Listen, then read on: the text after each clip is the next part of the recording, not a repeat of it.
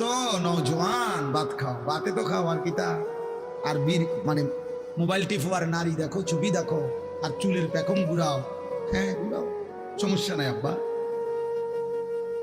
দেখবা তোমার চাইতেও বড় শক্তিধর এই পৃথিবী থেকে হারায় গেছে, তোমার চাইতেও বড় ক্ষমতাধর এই পৃথিবী থেকে হারায় গেছে। তুমি কেন এ দেখতে দেখতে নাই, দেখতে দেখতে যৌবন ফুরায় যাবে, দেখতে দেখতে এই শক্তি সামর্থ্য ফুরিয়ে যাবে, ফুরায় যাবে। আশ-শাবাবু বাইনা দু'ফাইন, এক বড় বুজুর্গ বলছে, যুবক তুমি মনে রেখো, তুমি দুই দুর্বলতার মাঝখানে আছো। তোমার শিশুকাল দুর্বল, তোমার বৃদ্ধকাল দুর্বল, দুই দুর্বলতার মাঝখানে অল্প কিছু সময় তুমি শক্তি নিয়ে আসো। সেই শক্তির সময়টাই হচ্ছে যৌবনকাল। যদি কিছু করতে হয় শক্তির টাইমেই করো। নিজেকে গড়লে শক্তি থাকতেই গড়ো, নিজের আখিরাত সাজাইলে শক্তি থাকতেই সাজাও।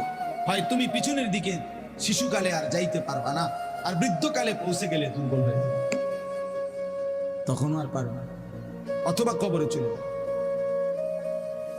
এই জন্য 17 বছরের, 18 বছরের, 20 বছরের ছেলে তোমাদেরকে বলি, বাপ এত অল্প বয়সে যদি আল্লাহ পাকের এত বড় নাফরমান হও, মাত্র 18 বছর বয়সেও যদি তুমি আল্লাহকে এইভাবে না চিনো, 18 বছর 20 বছর বয়সে যদি তুমি একটা সিজদা দিতে মন না চায়, আরে জানোয়ার তুই 60 বছর পর্যন্ত যাইতে যাইতে তোর অবস্থা কি হবে? বেঈমান, এই বেঈমান,